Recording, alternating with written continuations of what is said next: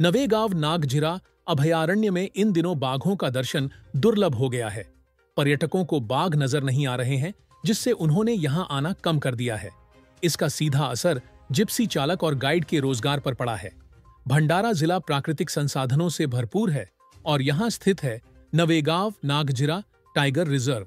गर्मियों में यह अभयारण्य पर्यटकों से गुलजार रहता था, लेकिन इस साल बाघ जैसे छुट्टी पर चले गए हैं। पर्यटक निराश होकर लौट रहे हैं और पर्यटन में भारी गिरावट आई है। साकोली तालुका के पिटेजरी गेट पर कभी पर्यटकों की भीड़ लगी रहती थी, लेकिन अब वहां सन्नाटा पसरा हुआ है। बाघ न दिखाई देने के कारण लोग आना ही बंद कर चुके हैं। परिणाम स्वरूप स्थानीय गाइड और जीप चालकों का रोजगार छिनने की कगार पर है। वन विभाग की लापरवाही, चरागाहों की कमी और तेज गर्मी के कारण शाकाहारी जानवर गांवों की ओर भाग रहे हैं और उनके पीछे बाघ भी जंगल छोड़कर बाहर निकल रहे हैं। अब हालात यह हो गए हैं कि अभयारण्य से ज्यादा बाघ गांवों के आसपास दिखाई दे रहे हैं। मी इथे दरवर्षी अभयारण्याला भेट द्यायला येतो। माझी अपेक्षा असते की दरवेळेस मला इथे व्याघ्र दर्शन होईल, पण मागील वर्षीपासून खूप निराशापदरी पडत आहे। माझ्यासोबत व्याघ्र दर्शनासाठी नवेगाव नागझिरा अभयारण्यामध्ये दूरदूरचे पर्यटक येतात, नागपूरचे येतात, पुण्याचे येतात, मुंबईचे येतात। त्यांच्या पण पदरी निराशा पडत आहे। माझी अशी वन विभागाला अशी विनंती आहे की त्यांनी व्याघ्र संवर्धनासाठी, तृणभक्षी प्राण्यांच्या संवर्धनासाठी काही ठोस उपाययोजना कराव्या, जेणेकरून इथल्या स्थानिक नागरिकांना, स्थानिक गाईडला, स्थानिक जिप्सी धारकांना त्याचा फायदा होईल, त्यांचा उदरनिर्वाहाचा प्रश्न सुटेल अशी अपेक्षा करतो। आणि पुनश्च एकदा वन विभागाला अशी विनंती करतो की व्याघ्र प्रकल्पाला कुठेतरी पर्यटनाचे साधन म्हणून आणि त्यांच्या याच्यासाठी प्रोत्साहन देण्यासाठी व्याघ्र प्रकल्पाला एक नवीन संजीवनी देण्याचे कार्य करावे अशी मी त्याची अपेक्षा करतो। मागच्या वर्षीप्रमाणे ह्या वर्षी नागझिरा अभयारण्यामध्ये पर्यटकांची गर्दी कमी पाहायला मिळत आहे। जास्त पसंती आज ताडोबा आणि पेंचकडे जास्त पर्यटक वळलेले आहेत।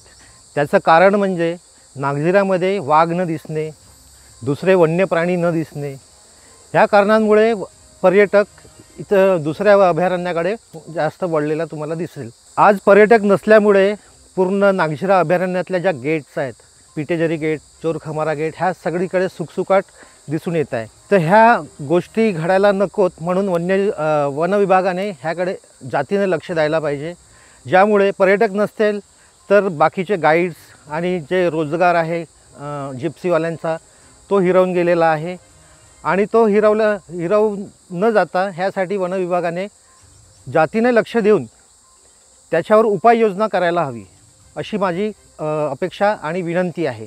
इस स्थिति पर स्थानीय विधायक और कांग्रेस नेता नाना पटोले ने भी चिंता जताई है। उन्होंने कहा कि उन्होंने पहले भी अधिकारियों को पर्यटन बढ़ाने के लिए निर्देश दिए थे, लेकिन राज्य सरकार अक्षम है और अधिकारी चरागाह चारा खुद खा रहे हैं, ऐसा आरोप भी उन्होंने लगाया। नाना पटोले का कहना है कि वन विभाग को अब तुरंत ध्यान देना चाहिए और पर्यटन को पुनर्जीवित करने की दिशा में कदम उठाने चाहिए। मागच्या काळात घेतलेत या नागझिरा नवेगाव अभयारण्यामध्ये गेल्या वर्षाला 36,000 लोक आली, अशा पद्धतीची नोंदी त्या विभागांकडे आहे। पण आपण जे काही मुद्दे आता उपस्थित केलेत, वाघ दिसत नाही, कधी तर सुविधा नाही, या गोष्टीच्या बद्दलची दखल आम्ही घेतलेली आहे। तिथं फॉरेस्ट पर्यटन, त्याला लागणाऱ्या सुविधा त्या करायचा एक प्लॅन आम्ही केलेला आहे। त्याला वन्यजीव विभागाचे जे PCC आहेत त्यांना आम्ही या सगळ्या सूचना दिल्यात। मंत्र्यांना पण आम्ही पत्र पाठवलं आणि त्यांनी आम्हाला आश्वासन दिलेलं आहे की आम्ही नागझिरा नवेगाव अभयारण्याला पर्यटक मोठ्या प्रमाणात येईल या पद्धतीच्या सुविधा आम्ही उपलब्ध करू, अशा पद्धतीचं आश्वासन आम्हाला दिलेलं आहे। आमचा स्वतः सरकारकडे आणि विभागाकडे पाठपुरावा चालू आहे। कसं या सरकारमध्ये आपण तर आता फील्डची गोष्ट करतोय, मंत्रालयातले अधिकारी यांचं ऐकत नाही अशी परिस्थिती आहे। अधिकारीच त्या ठिकाणी भ्रष्टाचार करतात आहेत। स्वतः अजित पवारांनी एका पत्रकार परिषदेमध्ये सांगितलं की कलेक्टर्स, IAS अधिकारी, IPS अधिकारी हे भ्रष्टाचार करतात आहेत, पैसे खातात आहेत, अशा पद्धतीचं राज्याच्या उपमुख्यमंत्र्यांनीच त्याला आयडेंटिफाय केलेलं आहे।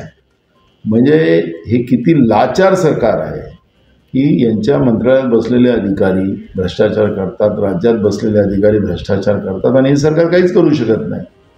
तर एवढी निंदू सरकार, अपंग सरकार या महाराष्ट्रामध्ये कधी नव्हे आपण पाहिलेली आहे. त्यामुळे तुमचं जे म्हणणं आहे की अधिकारीच लक्ष देत नाही, तर त्याचं कारणच आहे की अपंग सरकार या महाराष्ट्रात आलेली आहे. 3 तोंड 3 बाजूला आहे आणि त्याचाच परिणाम महाराष्ट्रातली जनता भोगते आहे.